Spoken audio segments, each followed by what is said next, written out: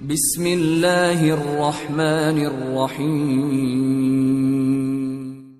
جب سامنے کی طرف سے عقبہ بن نافع، دائیں جانب سے محمد بن اوس اور بائیں جانب سے زہیر بن قیس نے زوردار انداز میں حملہ آور ہوتے ہوئے اپنے حملوں میں مزید شدت اور زور پیدا کیا، تب میدان جنگ کے اندر چار سو مرگ کی صدائیں بلند ہونے لگی تھی۔ موت کے ناآشنا ہاتھ ہر شے کے منہ پر تماچے مارنے لگے تھے۔ تلواروں کے سائے تلے انگنت امیدیں کچے داغوں کی طرح ٹوٹنے لگی تھیں۔ مسلمان مجاہدوں کی طرف سے یہ بڑے زوردار اور جان لیوا اور انتہا درجے کے بے روک حملے تھے۔ مجوسیوں نے اپنی طرف سے پوری کوشش کی کہ ان حملوں کو روک کر ایک بار پھر نئے انداز اور نئے عزم کے ساتھ مسلمانوں پر ضرب لگائیں، لیکن ان کے کسی حربے، ان کے کسی جتن، کسی عزم اور ارادے کو مسلمان مجاہدوں نے کامیاب نہ ہونے دیا۔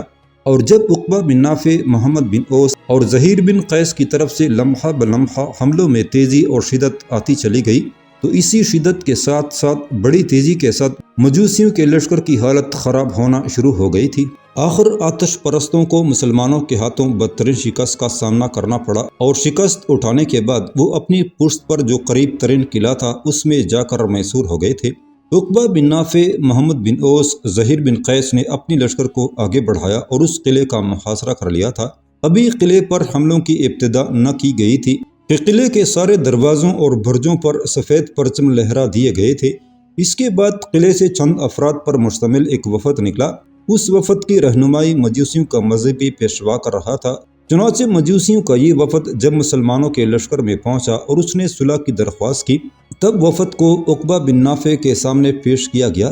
عقبہ بن نافع اس وقت زہیر بن قیس، محمد بن اوس اور دیگر سالاروں کے ساتھ اپنی زخمیوں کی دیکھ بھال کرنے کے بعد قلعے پر حملہ آور ہونے کی تیاریوں میں مصروف تھا کہ مجوسیوں کے اس وفد کو اس کے سامنے پیش کیا گیا۔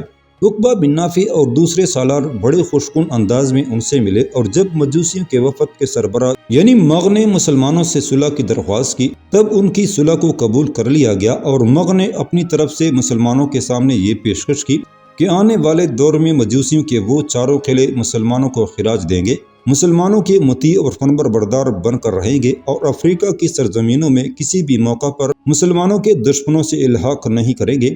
چونکہ مجوسیوں نے خراج دینے اور مسلمانوں کا مطیع اور فرمان بردار رہنے کا اظہار کر دیا تھا، لہٰذا ان کے ساتھ صلح کو آخری شکل دے دی گئی تھی۔ جب عقبہ بن نافع نے ان کی صلح کی درخواست کو قبول کر لیا، تب مغ کی خوشی کی کوئی انتہا نہ تھی۔ آگے بڑھ کر اس نے عقبہ بن نافع کے دونوں ہاتھ تھام لیے تھے، بڑی ممنونیت اور شکر گزاری کا اظہار کیا۔ اس موقع پر مغ نے ڈرے ڈرے سہمے انداز میں عقبہ بن نافع کو مخاطب کر کے پوچھا، میں دیکھتا ہوں آپ کے لشکر میں کوئی آگ نہیں جل رہی، کیا آپ لوگ آگ کی پرستش نہیں کرتے؟ مغ کے ان الفاظ کے جواب میں عقبہ بن نافع کے چہرے پر تلخ اور طنزیہ سی مسکراہٹ نمودار ہوئی تھی۔ کہنے لگا، ہم خالق کی بندگی اور عبادت کرتے ہیں، مخلوق کی پرستش نہیں کرتے۔ میں جانتا ہوں تم لوگ آگ کو روح کائنات اور خالق اعظم سمجھ کر اس کی پوجا کرتے ہو، لیکن اسلام کی روح سے یہ شرک عظیم ہے۔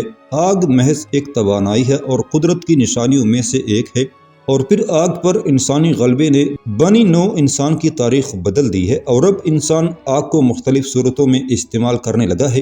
عقبہ بن نافع رکا، پھر مغ کو مخاطب کرتے ہوئے کہنے لگا، قدیم زمانہ میں انسان آگ سے بہت ڈرتا تھا اور اسے ایک مقدس قوت سمجھ کر پوجتا تھا۔ مذہبی تہواروں میں آگ کے دیوتا کی پرستش ہوتی تھی، کسی ایسی تقریب کا تصور آگ کے بغیر محال ہوتا تھا۔ عقبہ بن نافع کی اس گفتگو پر مغ مسکرایا، پھر کہنے لگا، اگر برا نہ مانے تو میں بھی کچھ کہوں۔ ہلکے سے تبسم میں جب سر ہلاتے ہوئے عقبہ بن نافع نے اجازت دی، تب مغ پھر بول اٹھا، آگ کی پوجا پاٹ ہم نہیں کرتے، بلکہ اور بہت سی سرزمینوں میں بھی اس کی پوجا پاٹ پرستش کی جاتی ہے۔ ہند کی سرزمین میں اور ان کی قدیم کتابوں کے اندر آگ کے دیوتا کا ذکر ملتا ہے، اور کائنات کو اس کی روح تصور کیا جاتا ہے، جبکہ ایران میں 4 عناصر یعنی مٹی، پانی، آگ اور ہوا کو دنیا کا خالق تصور کیا جاتا رہا ہے۔ اسی بنا پر آگ کو اہمیت دی گئی، کیونکہ باقی عناصر پر آگ کو فوقیت حاصل ہے۔ مغ کے خاموش ہونے پر عقبہ بن نافع نے پھر اسے مخاطب کیا، کیا تم کسی رسول یا نبی کو بھی مانتے ہو؟ اس پر خوشی کا اظہار کرتے ہوئے مغ کہنے لگا، ہمارے اندر نبی مبعوث ہوا، اس کا نام زرتشت تھا۔ عقبہ بن نافع نے غور سے اس کی طرف دیکھتے ہوئے پھر کہنا شروع کیا، کیا اس نے تمہیں آتش پرستی کی تعلیم دی تھی؟ جھوٹ نہ بولنا، سچائی پر رہتے ہوئے میرے اس سوال کا جواب دینا۔ جواب میں مایوسی کا اظہار کرتے ہوئے مغ نے نفی میں گردن ہلائی، پھر کہنے لگا، آتش پرستی ظاہر ہے زرتشت کی تعلیم نہیں تھی، بلکہ اس نے تو عبادت کے طریقوں کو سادہ بنانے کے لیے جلتی ہوئی آگ کے سامنے رہنا ضروری قرار دیا تھا۔ عام طور پر آگ سندل کی لکڑیوں سے جلائی جاتی تھی اور اس کے سامنے عبادت کی جاتی تھی۔ بعد میں لوگوں نے ناسمجھی سے کام لیتے ہوئے آگ کو ہی خالق تصور کر کے اس کی پرستش شروع کر دی تھی۔ عقبہ بن نافع مسکرایا اور کہنے لگا کہ زرتشت نے آتش پرستی کی تعلیم نہیں دی تھی، تو پھر تم لوگ آگ کی پوجا کیوں کرتے ہو؟ تم مجوسیوں کے مذہبی پیشوا ہو، تمہیں انہیں سمجھانا چاہیے کہ ساری کائنات اور ہر شے کا خالق صرف اللہ ہے اور صرف اس کی بندگی اور عبادت کی جانی چاہیے۔ مغ اداس اور پریشان ہو گیا تھا، کہنے لگا، اگر میں اپنی قوم کے سامنے جا کر یہ الفاظ کہوں تو وہ مجھے قتل کر دیں گے۔ میں جانتا ہوں کہ آگ کی پوجا پاٹ غلط ہے، لیکن چونکہ یہ مذہب میں ایک رکن کی حیثیت سے جگہ پا گئی ہے، لہٰذا مجھ جیسے ایک فرد کا اسے ختم کرنا مشکل اور ناممکن ہے۔ یہ جو لوگ میرے ساتھ آئے ہیں یہ میرے رازدار ہیں۔ جو گفتگو میں آپ سے کر رہا ہوں یہ واپسی جا کر کسی سے بھی نہیں کہیں گے۔ اس موقع پر میں آپ سے یہ بھی گزارش کروں گا کہ آپ وقتاً فوقتاً کبھی کبھی یا مستقل طور پر اپنے کچھ مبلغ ہماری بستیوں اور شہروں کی طرف روانہ کریں جو ان علاقوں میں لوگوں کو سچائی اور حقیقت کی طرف رہنمائی کریں۔ اگر ایسا ہو جائے تو میں سمجھتا ہوں لوگ آتش پرستی ترک کر کے خالق حقیقی کی عبادت کرنے لگیں گے۔ حضرت ابراہیم علیہ السلام سے پہلے بنی اسرائیل میں آگ کے دیوتا ملوک کی عبادت کی جاتی تھی۔ قدیم روما میں ہیڈسا کے معبد کے نام پر مقدس آگ ضرور جلتی تھی۔ یہ لوگ کہیں جاتے تو آگ ضرور ساتھ لے جاتے تھے۔ اسے آج بھی اولمپک کی آگ سے یاد کیا جاتا ہے۔ اس کے علاوہ قدیم سائبیریا کے غیر مہذب کورپان اور چکچی قبائل اور قدر مہذب قبائل آگ کے دیوتا کی پرستش کرتے تھے اور اس کے احترام میں آتش کدوں کو گندگی سے پاک رکھتے تھے۔ امریکہ اور میکسیکو کے اکثر قبائل بھی آگ کی پوجا کیا کرتے تھے۔ قدیم یونانیوں کے ہاں بھی آگ تخلیق کا ذریعہ سمجھی جاتی رہی تھی۔ ایک شخص مپراکلیٹس اس نظریہ کا پرچار کیا کرتا تھا۔ یونانی دیو مالا میں پرولیتیوس کا قصہ بھی ہے جس نے انسان کو روشنی سے محروم اور دنیا کو تاریک دیکھا تو مقدس اولمپک کی آگ چرا کر زمین والوں کے حوالے کر دی اور دیوتاؤں کی نظر میں معتوب ہوا۔ آگ صدیوں تک مذہب کا حصہ رہی ہے۔ دیوتاؤں کے حضور قربانی دینے کا وسیلہ بھی آگ ہی ہوتی تھی۔ عہد نامہ عتیق میں بھی قربانی کی آگ کے کئی واقعات ملتے ہیں۔ کتاب پیدائش میں حابیل اور قابیل کی قربانی کا قصہ موجود ہے۔ حابیل کی قربانی کو آگ کے مقدس شعلے نے چھو کر جلا دیا تھا اور اسے قبول کر لیا تھا۔ آج بھی ہندو برہمنوں اور مجوسیوں کے ہاں قربانی کی آگ جلتی رہتی ہے۔ بھارت کے کئی مندر اگنی دیوتا کے نام سے منسوب ہیں۔ اسی طرح کئی پارسیوں کے آتش کدے ہیں جہاں ہر وقت آگ جلتی رہتی ہے۔ مغ کے اس مطالبے پر عقبہ بن نافع نے خوشی کا اظہار کیا اور کہنے لگا، میں ضرور کچھ مبلغ مقرر کروں گا جو تم لوگوں کو اسلام کی تعلیمات سے روشناس کریں گے، لیکن تم لوگ مل کر ان مبلغوں کا ساتھ دینا۔ شاید تم لوگوں کو یاد ہوگا کہ ایران کے اندر وہ آگ جسے تم لوگ آتش زرتشت کے نام سے پکارتے تھے اور جو ہزاروں سال سے جلتی رہی تھی، جب ہماری نبی محترم صلی اللہ علیہ وسلم کی ولادت ہوئی تو آگ خود بخود بجھ گئی تھی۔ تمہارے لوگ کہتے ہیں کہ وہ آگ زرتشت کی جلائی ہوئی تھی، حالانکہ ایسا نہیں تھا۔ زرتشت کے نزدیک آگ کا وجود چند مقدس عناصر ہوا، مٹی، پانی اور آگ میں سب سے زیادہ پاک اور مقدس تھا۔ اس لیے زرتشت نے معبدوں میں آگ جلائی تاکہ ان کے سامنے عبادت کی جائے۔ رفتہ رفتہ آگ ہی عبادت کا محور بن کر رہ گئی اور آگ کے خالق کو ایک طرف کر دیا گیا۔ یوں آتش زرتشت کی وجہ سے پارسی آتش پرست بن گئے۔ عقبہ بن نافع کی اس گفتگو پر مغ خوش ہو گیا تھا۔ اطمینان کا اظہار کرتے ہوئے کہنے لگا، آپ لوگ صاحب علم ہیں اور آپ کی گفتگو سن کر مجھے بے حد خوشی ہوئی ہے۔ اب مجھے واپس جانے کی اجازت دیجیے تاکہ میں اپنی قوم کو جا کر اس صلح کی خوشخبری دوں، ساتھ ہی آپ کے لیے خراج کی رقم کا بھی اہتمام کیا جائے۔ جواب میں عقبہ بن نافع نے بھی خوشی کا اظہار کیا، مغ کو جانے کی اجازت دے دی۔ اس طرح جب مجوسیوں نے خراج دینے اور آنے والے دور میں مسلمانوں کا فرمانبردار اور مطیع رہنے کا وعدہ کیا، تب عقبہ بن نافع نے انہیں اپنے قلعوں میں حکمرانی کرنے اور اپنی طرز پر زندگی بسر کرنے کی اجازت دے دی تھی۔ رومنوں کے دونوں سالار ہرکولیس اور اسارین نے اپنی لشکر کے ساتھ تلمسان شہر کے پشتی حصے میں جو کوہستانی سلسلہ تھا وہاں کھلے اور محفوظ میدان میں پڑاؤ کر رکھا تھا۔ وہاں قیام کیے دن پر دن گزرتے جا رہے تھے اور مسلمانوں کے تلمسان پر حملہ آور ہونے کے دور دور تک کوئی آثار دکھائی نہیں دیتے تھے۔ اس امر نے یقیناً ہرکولیس اور اسارین کے علاوہ ان کے چھوٹے سالاروں کو بھی پریشانی اور ایک طرح کی جستجو میں مبتلا کر کے رکھ دیا تھا۔ کچھ سالار یہ سوچنے لگے تھے کہ شاید مسلمانوں کو یہ خبر ہو گئی ہے کہ رومنوں کا ایک لشکر تلمسان والوں کی مدد کے لیے پہنچ گیا ہے، لہٰذا مسلمانوں نے تلمسان کی طرف اپنی پیش قدمی کو روک دیا ہے یا مؤخر کر دیا ہے۔ کچھ سالار اس خیال کے بھی حامی تھے کہ شاید مسلمانوں کے سالار رومنوں کو تلمسان کے چکر میں ڈال کر کسی اور مہم کی ابتدا کر دیں، لیکن ہرکولیس اور اسارین دونوں ہی ان شکوک و شبہات کو ماننے کے لیے تیار نہ تھے۔ ایک روز شام کے قریب ہرکولیس اور اسارین دونوں اپنے کچھ چھوٹے سالاروں کے ساتھ اپنے پڑاؤ کا جائزہ لے رہے تھے کہ چند گھڑ سوار اپنے گھوڑوں کو دوڑاتے ہوئے وہاں آ کر رکے جہاں ہرکولیس اور اسارین اپنے چھوٹے سالاروں کے ساتھ کھڑے تھے۔ ان کے قریب آنے والے اپنے گھوڑوں سے اترے۔ انہیں دیکھتے ہوئے ہرکولیس اور اسارین کسی قدر پریشانی کا شکار ہو گئے تھے۔ پھر آنے والوں میں سے ایک ان کے قریب آیا اور دکھ بھرے انداز میں انہیں مخاطب کر کے کہنے لگا، مسلمانوں کا کوئی لشکر اب طلسمان شہر کا رخ نہیں کرے گا۔ جو خبریں ہم لے کر آئے ہیں وہ بڑی دلشکن اور تکلیف دہ ہیں، اور میں اور میرے ساتھی یہ سوچتے ہیں کہ شاید مسلمانوں نے ایسا سوچ سمجھ کر اور دانستہ طور پر کیا ہے۔ بری خبر یہ ہے کہ مسلمانوں نے افریقہ میں مجوسیوں کے 4 بڑے قلعوں اور شہروں یعنی سوس، دلیلی، مسامدہ اور زرہون کو فتح کر لیا ہے۔ یہاں تک کہتے کہتے آنے والے اس مخبر کو رک جانا پڑا، اس لیے کہ اس کی طرف تعجب سے دیکھتے ہوئے اسارین بول اٹھا تھا، یہ تم کیا کہہ رہے ہو؟ ہمیں تو یہ خبر دی گئی تھی کہ مسلمانوں کا لشکر تلمسان پر حملہ آور ہونے کے لیے قیروان سے کوچ کر چکا ہے، اور آج تم یہ خبر لے کر آئے ہو کہ مسلمانوں نے مجوسیوں کے 4 شہروں پر حملہ آور ہو کر انہیں فتح کر لیا ہے۔ اگر یہ حقیقت ہے تو یہ مسلمانوں کی بڑی کامیابی اور ہمارا انتہا درجے کا نقصان اور زیاں ہے۔ اسارین جب خاموش ہوا تب ہرکولیس بھی کچھ کہنا چاہتا تھا کہ وہی مخبر پھر بول اٹھا، اس میں کوئی شک نہیں کہ جو خبر ہمارے پہلے مخبر لائے تھے وہ حقیقت اور سچائی پر مبنی تھی۔ یقیناً مسلمانوں کا سپہ سالار اعلیٰ عقبہ بن نافع ایک خاصا بڑا لشکر لے کر تلمسان پر حملہ آور ہونے کے لیے قیروان سے نکلا تھا۔ اس کے ساتھ اس کے بڑے بڑے سالاروں میں سے محمد بن اوس، زہیر بن قیس اور دوسرے اعلیٰ پائے کے سالار بھی تھے، اور انہوں نے قیروان سے تلمسان کی طرف کوچ کیا تھا۔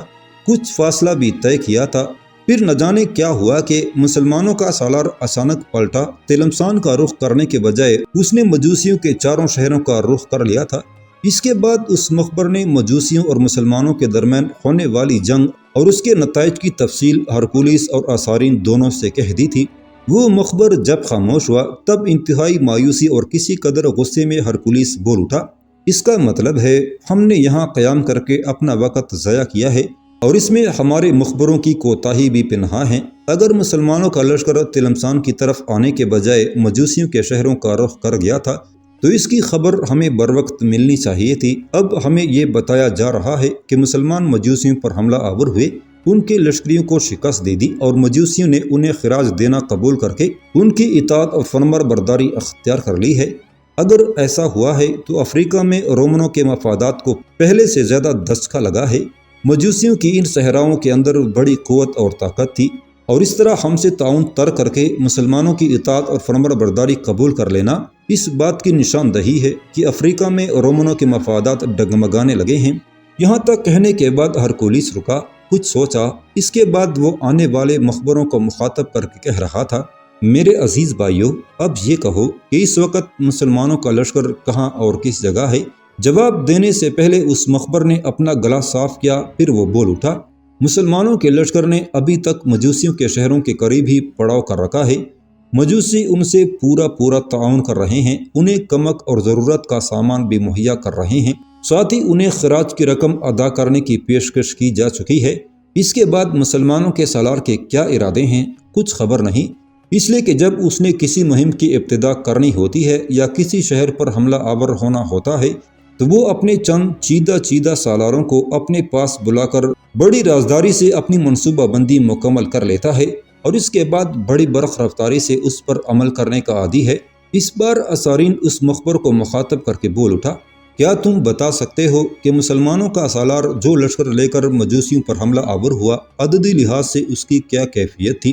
جواب میں اس مخبر نے کچھ سوچا، شاید تخمینہ لگا رہا تھا، اس کے بعد کہنے لگا، میرے خیال میں جس قدر لشکر اس وقت آپ دونوں سالاروں کے پاس ہے، مسلمانوں کا لشکر بھی اتنا ہی ہوگا۔ کیا مجوسیوں کے پاس بڑا لشکر نہیں تھا اور انہوں نے ڈٹ کر مقابلہ نہیں کیا؟ آثارین نے غور سے مخبر کی طرف دیکھتے ہوئے پوچھ لیا تھا۔